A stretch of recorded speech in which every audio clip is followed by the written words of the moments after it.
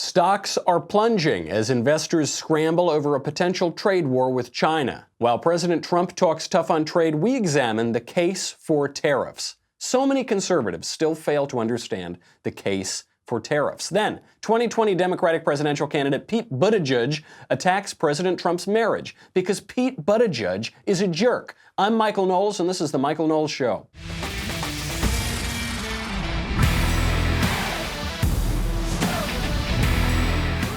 Mayor Pete, such a nice guy, isn't he? He's got that nice face, beautiful big blue eyes. He's a good old Boy Scout. Except he's not. He's a huge jerk, and he keeps demonstrating this every single day. So we will analyze. But first, if you don't know your numbers, you don't know your business. The problem with growing businesses is that sometimes they don't know their numbers because of their hodgepodge of business systems. I know this. I've been involved in a number of businesses as they've started up, and I'm not exactly a numbers guy, and I'm not exactly the most organized fella in the world, and it becomes a mess, and you can lose a lot of money, you can lose a lot of time, you can lose your business. So maybe a business has one system for accounting, another for sales, another for inventory, and it's just an inefficient mess. Takes up too much time, too many resources, hurts the bottom line. Introducing NetSuite by Oracle, the business management software that handles every aspect of your business in an easy-to-use cloud platform, giving you the visibility and control you need to grow. If I had known about NetSuite when I was starting my first business right out of college, it probably would have turned out better than it did. NetSuite will save you time, money, unneeded headaches by managing sales, finance, and accounting, orders, and HR instantly, right from your desktop or phone. That's why NetSuite is the world's #1 cloud business system. Right now, NetSuite is offering you valuable insights with a free guide. 7 key strategies to grow your profits at netsuite.com/Knowles, Knowles. Don't be a dummy. Go over there right now. Check out the free guide, netsuite.com/Knowles, Knowles. Download the guide, 7 key strategies to grow your profits. What have you got to lose? Nothing. netsuite.com/Knowles. Pete Buttigieg is a jerk. No other way to put it. Pete Buttigieg is a totally unknown guy. He was the mayor of a small town in Indiana. He's announced that he's running for president, and we're told by everybody he's so nice. He's got so much dignity. He's got so much integrity. He's a Boy Scout. He's going to be the positive candidate. What have we actually seen him done so far? Or what have we actually seen him do so far? He attacked Mike Pence, basically called Mike Pence a bigot. Why? I don't know. Mike Pence has only ever said nice things about Pete Buttigieg. When Pete Buttigieg deployed to Afghanistan, Mike Pence personally called him to wish him well. When Pete Buttigieg came out as a gay guy, Mike Pence said, Pete Buttigieg, I have the utmost respect for. He's a patriot. He's a great guy, and I really like him. And then Pete Buttigieg announces he's running for president, and he goes after Mike Pence, and he says Mike Pence is this sort of bigot. Then what? We've seen Pete Buttigieg come out and question the faith of other Christians.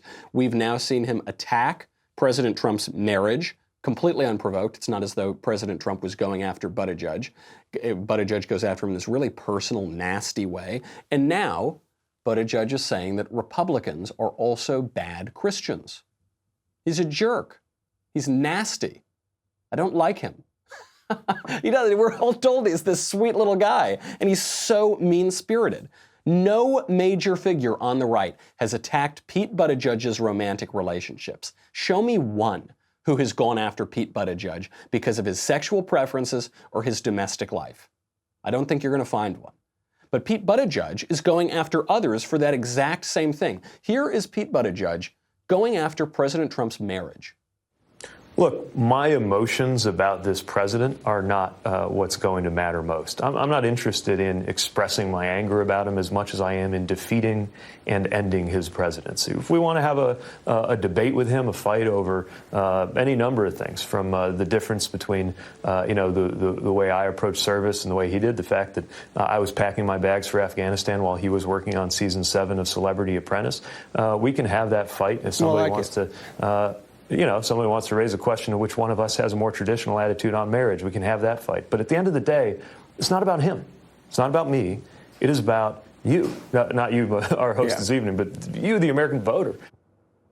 It's not. If someone wants to raise that question, Nobody's raising that question. If someone wants to raise the question of service, if someone wants to raise the question of marriage, nobody's raising that question except for you, Pete Buttigieg. It's not about me.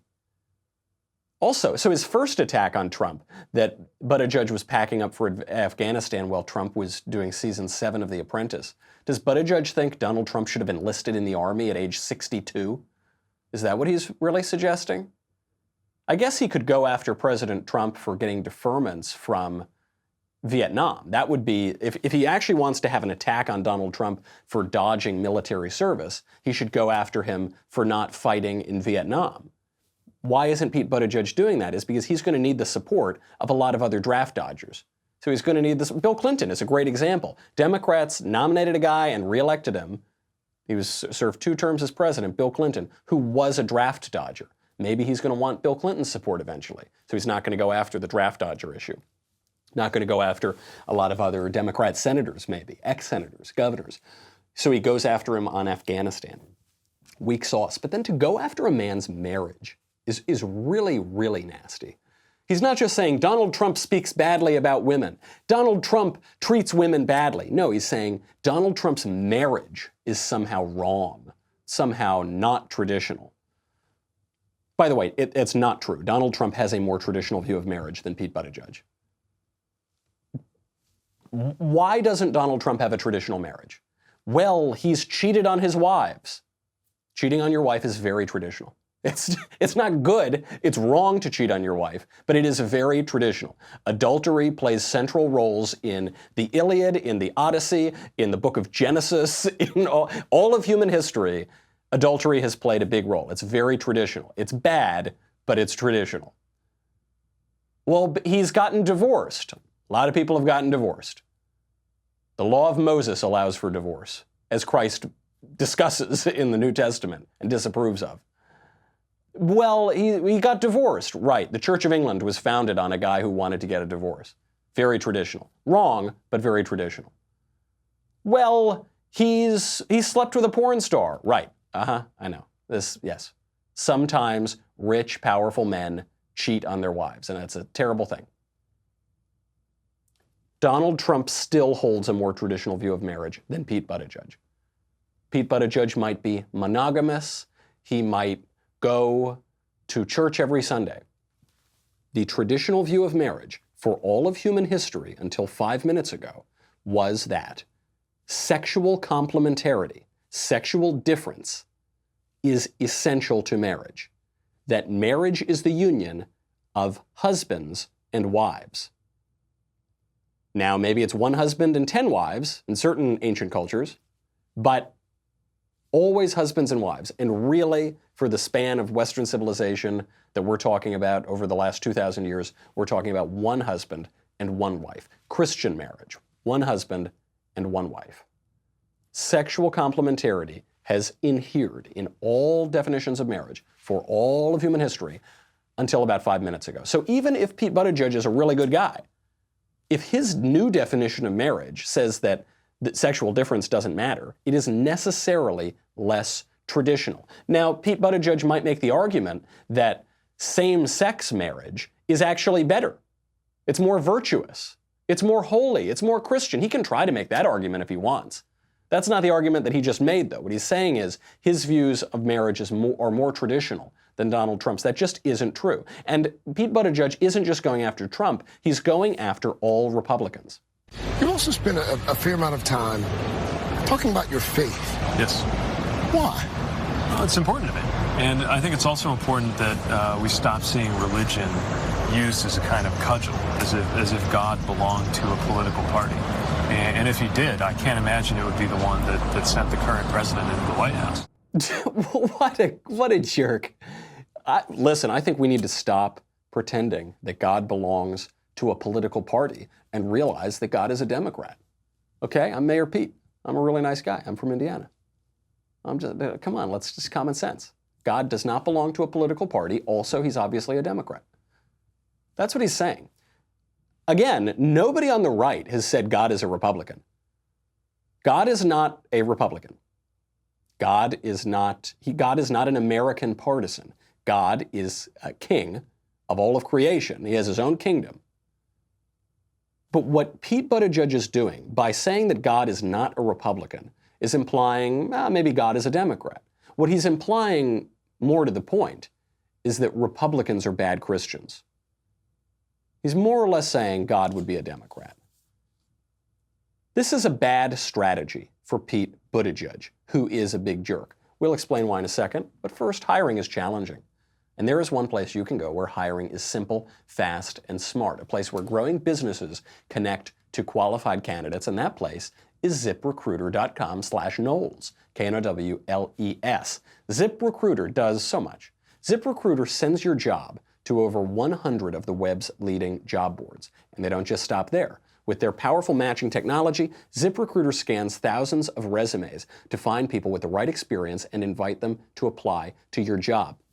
So when you're looking at different services to hire people, you can either do the one where you throw spaghetti at the wall and say, oh, I hope someone good sees this at some point, or you can use ZipRecruiter, which gives you so many services. ZipRecruiter, which actually goes out there proactively, finds people who would be a good match. They analyze, they spotlight the top candidates so that you never miss a great match. They invite them to apply to your job. It's so effective that 4 out of 5 employers who post on ZipRecruiter get a quality candidate through the site within the first day. Right now, my listeners can try ZipRecruiter for free at this exclusive web address, ZipRecruiter.com/Knowles, Knowles. That is ZipRecruiter.com/Knowles, Knowles. ZipRecruiter.com/Knowles, the smartest way to hire. This, I think, is a bad move for Buttigieg. His professed Christian faith is a big advantage in this race. You'll notice all of these Democrats are running as far left, intersectional, secular as they possibly can. Buttigieg has this kind of Midwest Christian charm about him, so that is an advantage. But it's not an advantage if he starts mocking the faith of every other Christian, or criticizing the faith of every other Christian, or ridiculing it. Even the fact that he's gay, we've never had a gay president. We've never had a gay presidential candidate.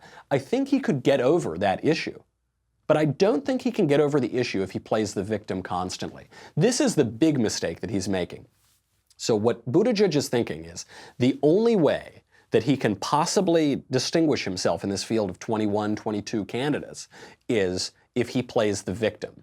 If everyone is embracing this intersectional victimhood grievance mentality, Buttigieg says, well, gosh, I'm an Ivy League educated, military veteran, Rhodes Scholar, white male, privileged. The only way that I can pretend to be a victim is to play up my gay grievances.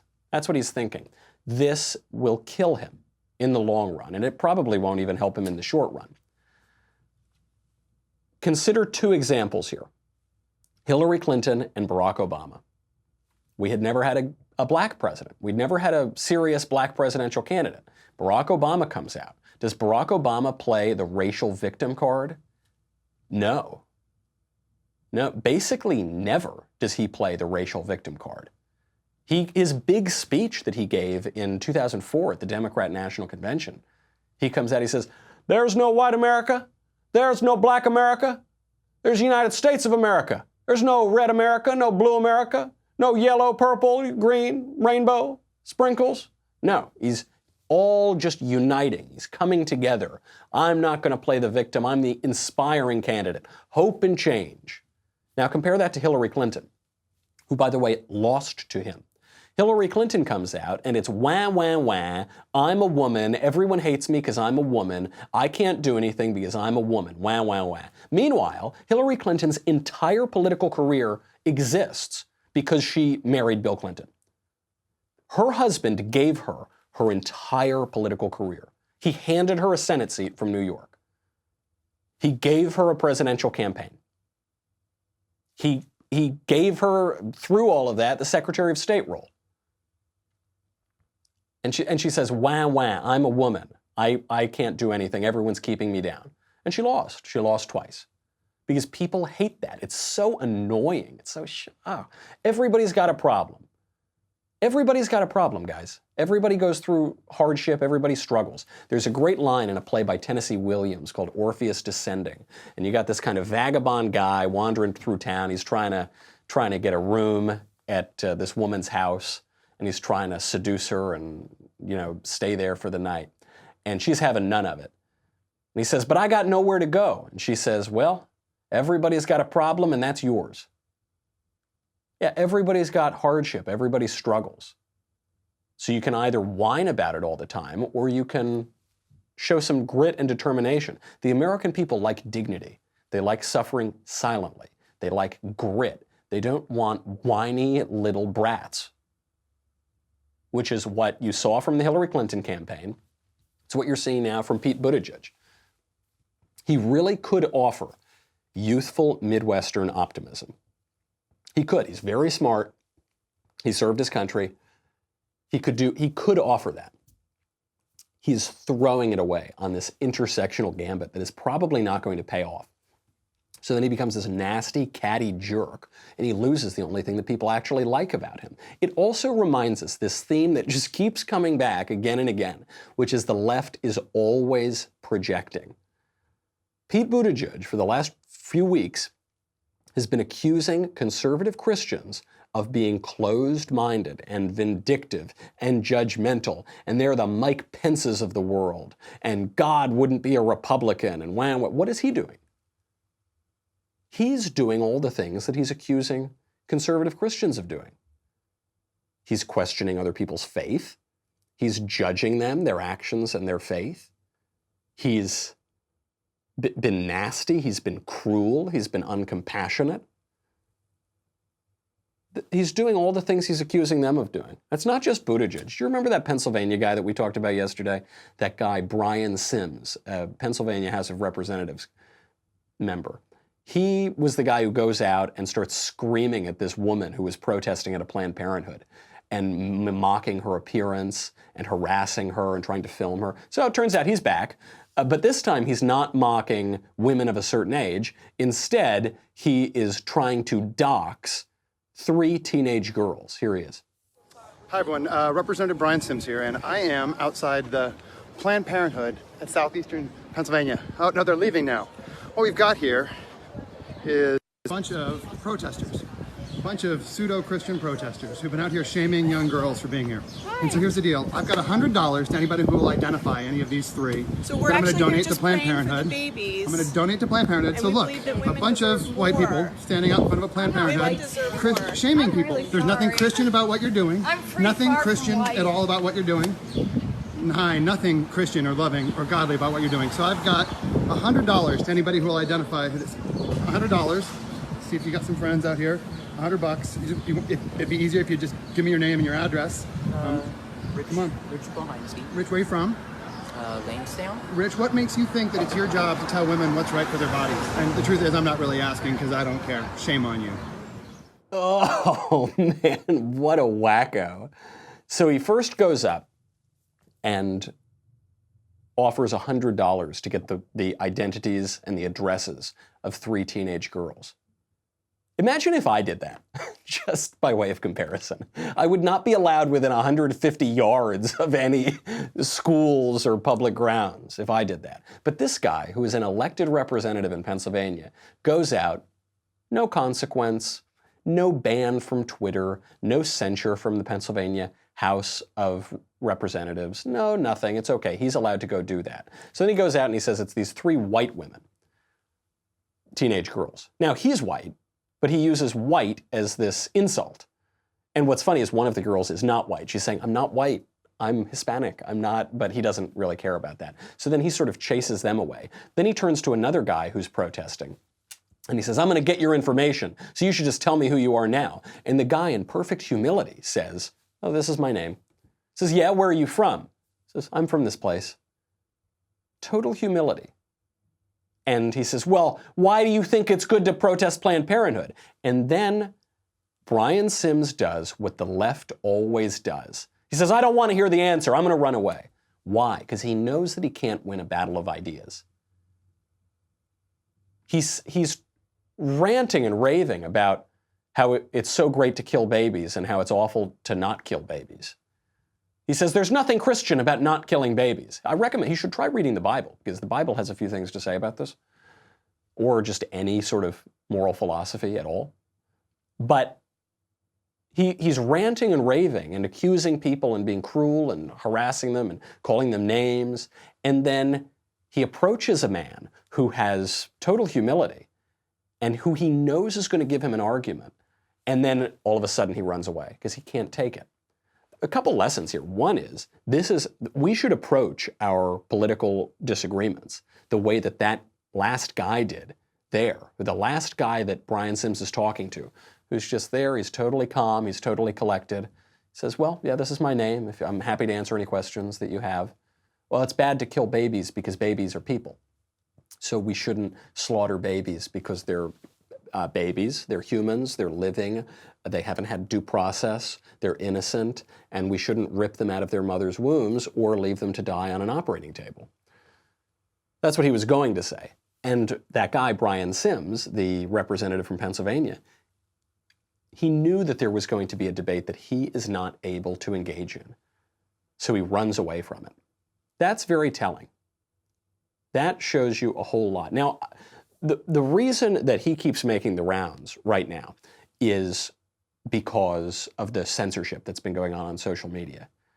You've got parody accounts being censored, you've got conservatives being censored, you've got all sorts of people being censored. And that guy is allowed to keep his Twitter account, which he uses explicitly to harass, humiliate, and dox people, not just any people, but minors as well. Not just any sort of minor, but teenage girls as well. This is a test for social media. This is a test for Twitter. Are you going to take away that guy's account? I'm not saying you should take away that guy's account necessarily. But if you're taking away conservatives' accounts, you definitely have to take away that guy's account. And if you don't, then clearly this is not a level playing field. Clearly this is not an open platform, and we should go and use every single tool of the law at our disposal to rip these guys to shreds, to rip their platforms to shreds. Well, they're a private company. Don't care. They're sort of a private company. Yeah, they're sort of. But there are provisions of the law to protect platforms. There are different provisions of the law for publishers. The law is murky. All shallows are clear, but the law is murky. And we should go in there and go after them, because this is a warning shot for 2020. That's what this is all about. This is why conservatives are being kicked off of these platforms. This is why an Alexandria Ocasio-Cortez parody account was taken off of Twitter yesterday. A parody account. It said it was a parody. It said it was unaffiliated with Alexandria Ocasio-Cortez. It labeled itself very clearly. It was taken off. Meanwhile, plenty of Donald Trump parody accounts still are allowed to exist. Why was the AOC one taken down? Because it's become pretty popular. It had about 85,000 followers, so they have to take it down. And this is a warning shot. Don't forget, the year is 2019. Presidential election is in 2020. And what they're doing is they're saying, what happens if we take away this kind of funny parody account? Are they going to move? Are they going to, okay. What happens if we take away this conservatives account?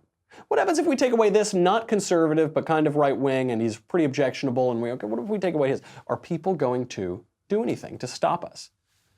And what this is becoming is an in-kind contribution to Democrats. What this is becoming is a platform for the promotion of Democrats in political campaigns.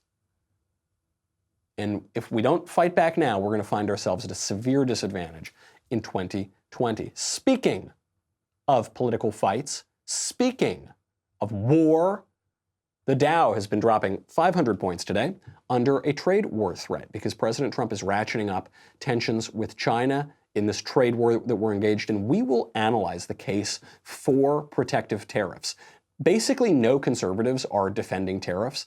I would like to make the case for tariffs because I'm not saying that we need to have economic protection. I'm not saying free trade is a bad thing. But I think conservatives have become very ideological. They've allowed ideology to blind them on this question of tariffs. And there are plenty of good reasons to limit free trade. There are plenty of good arguments against free trade. We'll get into them in 1 second. But first, go to dailywire.com.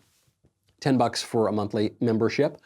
$100 for an annual membership. You get me, you get the Andrew Klavan Show, you get the Ben Shapiro Show, you get the Matt Walsh Show, you get to ask questions in the mailbag, you get Another Kingdom, and you get the leftist tears tumbler. So delicious. Pete Buttigieg, wow, wow, wow. Go to dailywire.com. We'll be right back with a lot more.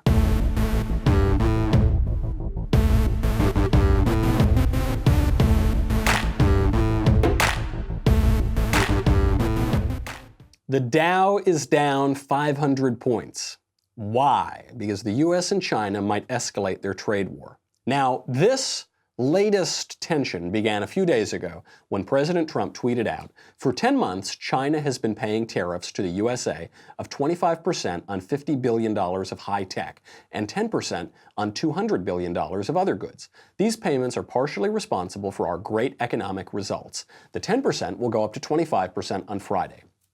$325 billion of additional goods sent to us by China remain untaxed, but it will be shortly at a rate of 25%. The tariffs paid to the United States have had little impact on product cost, mostly borne by China. The trade deal with China continues, but too slowly as they attempt to renegotiate. No. Sad. So when this threat came out from Donald Trump, the markets didn't really move because they didn't really believe it. Thought, it's more tweeting. Okay, we'll see if anything actually happens. Then, when China and the United States didn't come to some sort of agreement over the ensuing few days, all of a sudden, the markets start to take this seriously. They say, gosh, we really might get a trade war. Now, in the midst of all this, Chuck Schumer tweets out and says, President Trump, stay strong on China. That's the only way to deal with them is to get tough. Some people read this as Schumer being sarcastic, as Schumer saying, yeah, keep up those tariffs, buddy. Great job. Let the economy tank, and then that way we'll sweep to victory as Democrats in 2020. He actually wasn't being sarcastic. It's a sign of our times that we assume anytime a Democrat agrees with a Republican that it's sarcasm.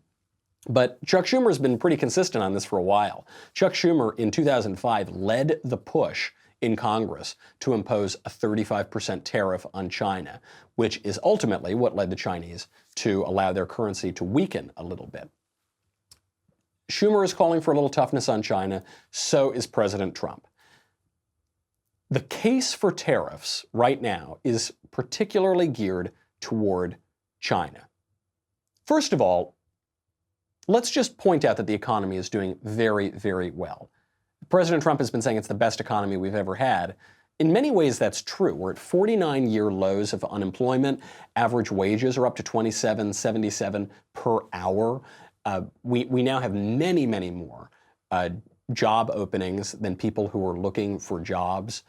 We were told by Barack Obama's economists that we would never see 3% economic growth.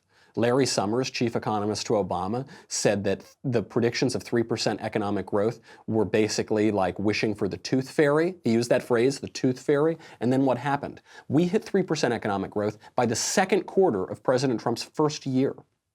So we had 3%. It rose significantly higher than that in 2018.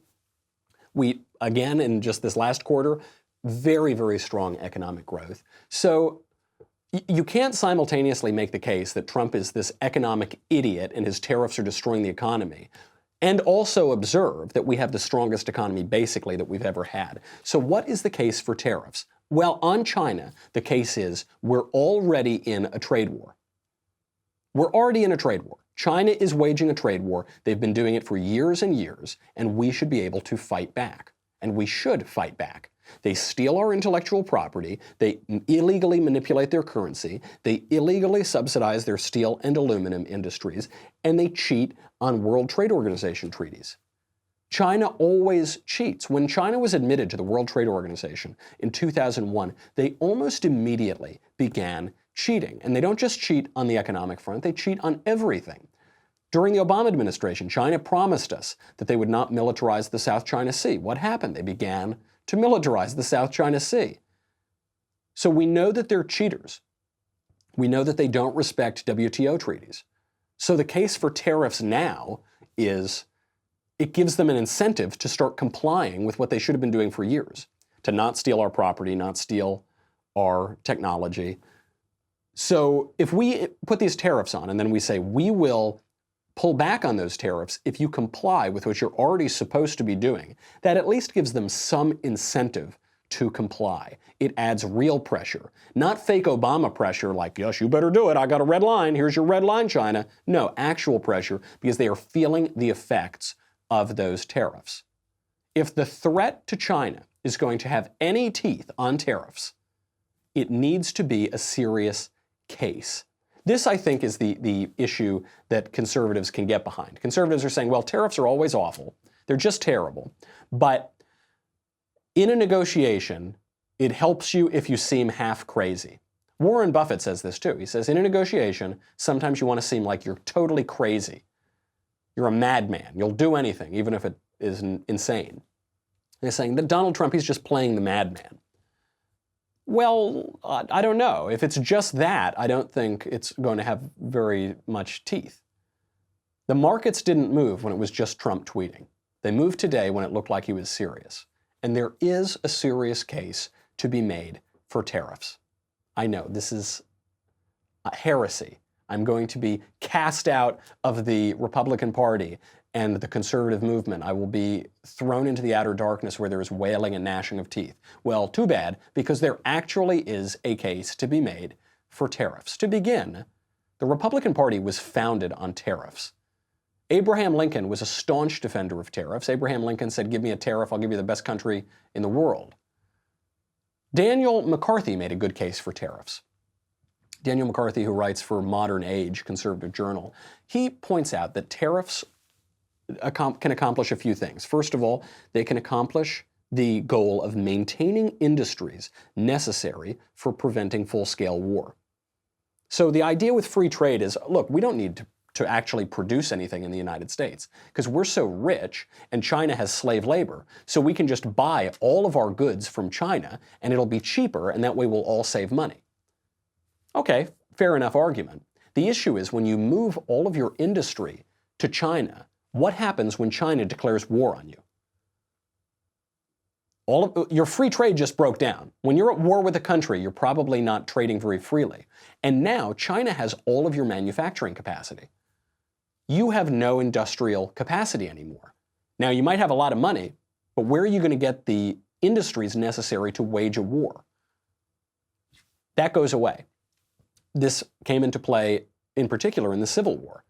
This is, in no small part, why the Republican Party has always had some affinity, at least in its early days, for protective tariffs.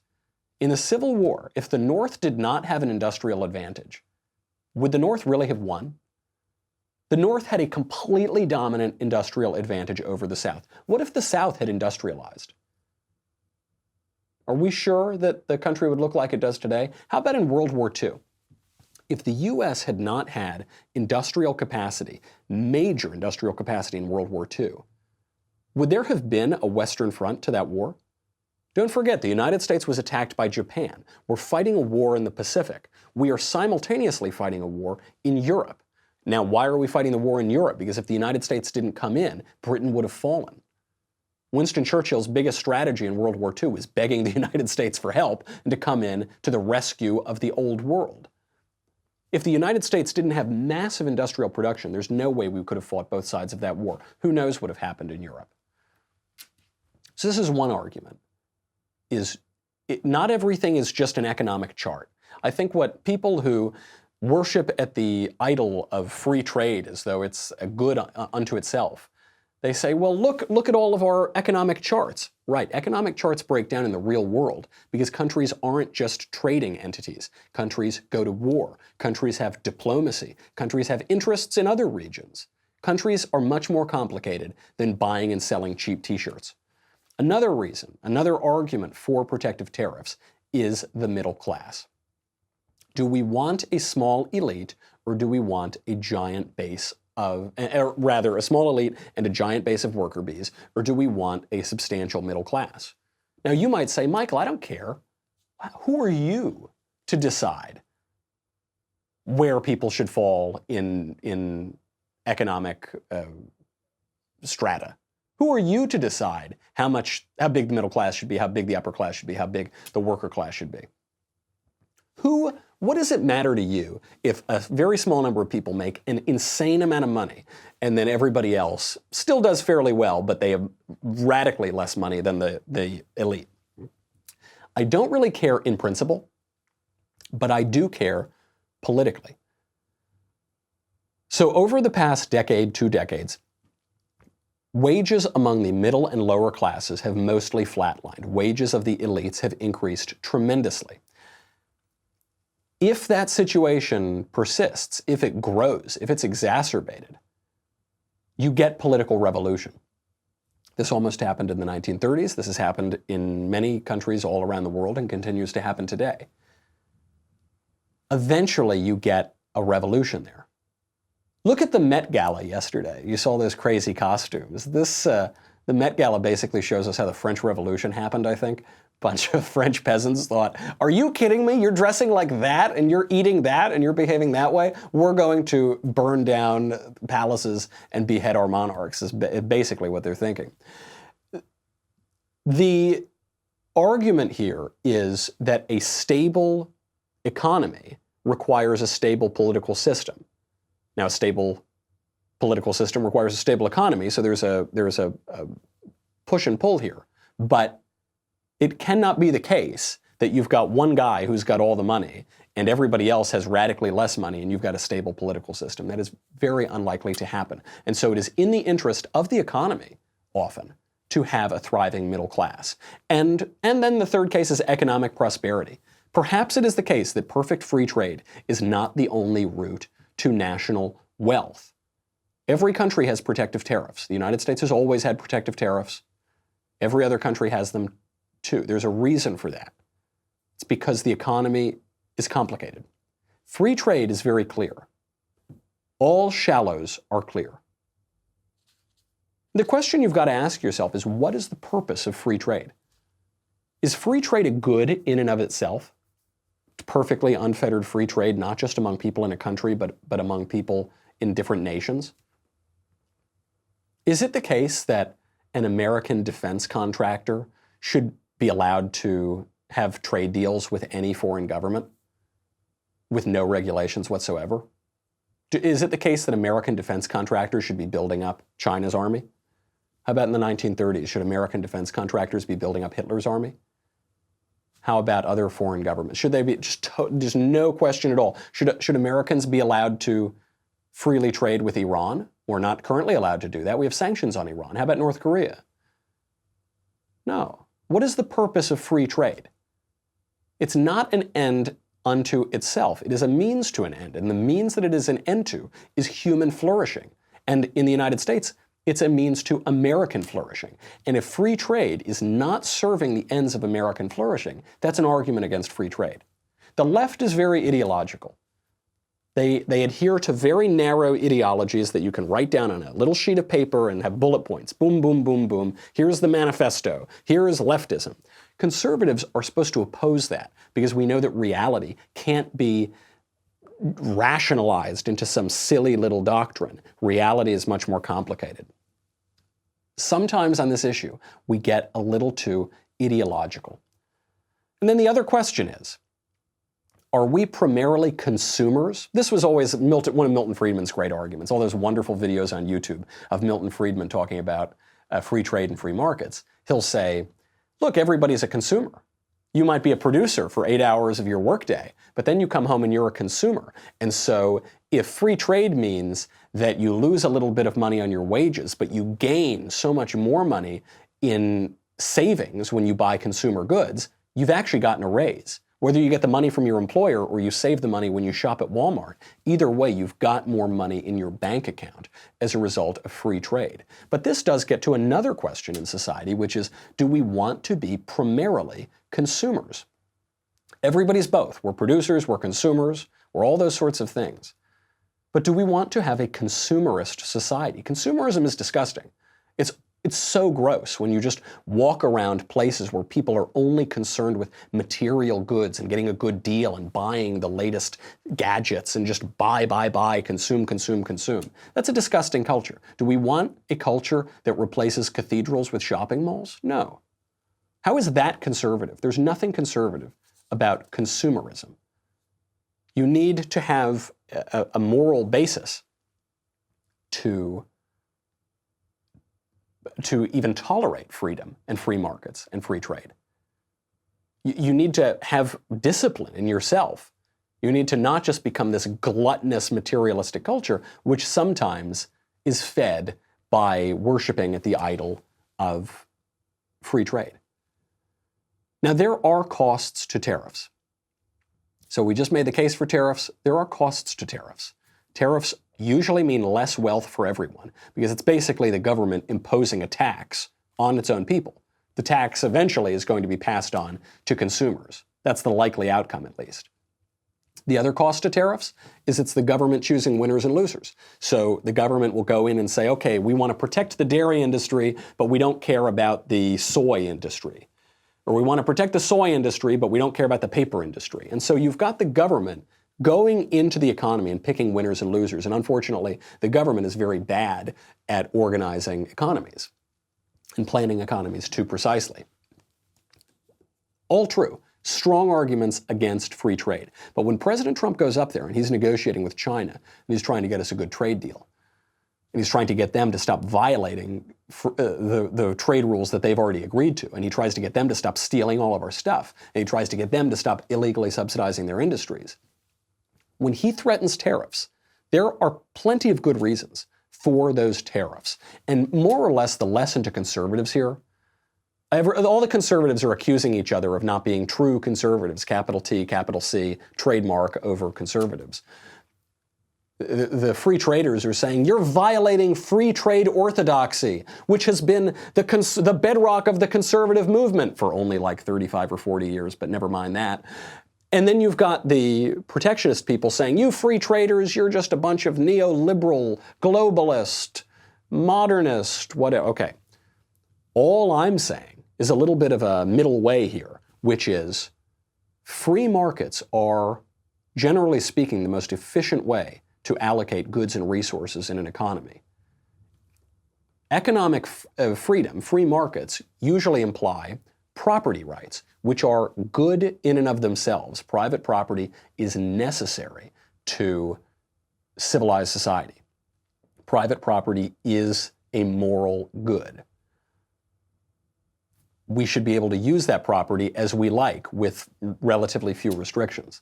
But we should not become idolaters at the altar of the free market. There's nothing conservative about that. There's nothing smart about that. There's nothing highly intelligent about that. There's nothing politically pure about that. What happens when we do that is we put the cart before the horse. And you should ask yourself this when it comes to politics. What is the purpose of this political right? What is the purpose of this political institution? What is the purpose of it? All we want to do as people is make idols out of things. Make idols out of the free market. Make idols out of voting. Voting is a great example of this. We make such an idol out of voting. We say, you got to go out and vote. Puff Daddy tells me I got to vote or die. Bruce Springsteen come out. He says, you got to rock the vote. Doesn't matter who you vote for, just that you vote. Doesn't matter if you vote. If you're knowledgeable about events and you have good judgment, then you should vote. But voting is not a good in and of itself. Voting is a means to an end. Voting is a means to good government. If we could get better government by restricting the vote, great, cool. If we could get better government by expanding the vote, great. If we could somehow get better government by expanding the vote to include 5-year-olds, everybody 5 years old and older can vote, and then that gives us better government, fine, send the 5-year-olds to vote. If we could get better government by limiting the vote to people who are 50 and above, good, I would do that too. Don't make idols out of these things. The end is human flourishing, and that's what we're all after, and everything else is just putting the cart before the horse. We got a lot more to get to, but ran out of time as usual. Get your mailbag questions in for Thursday. We'll be back tomorrow. In the meantime, I'm Michael Knowles. This is The Michael Knowles Show. I'll see you then.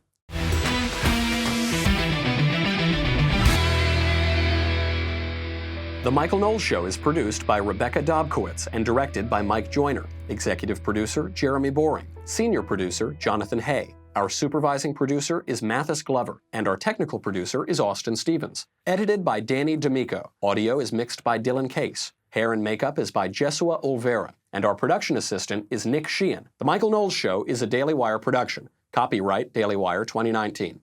Hey, everybody, it's Andrew Klavan, host of The Andrew Klavan Show. So if the Democrats and the news media, but I repeat myself, aren't going to talk about the booming economy and they're not going to talk about the Obama spying scandal, what are they going to talk about? The answer? Nothing. They've become the Seinfeld Show. Hilarious, but about nothing. We'll talk about it on The Andrew Klavan Show. I'm Andrew Klavan.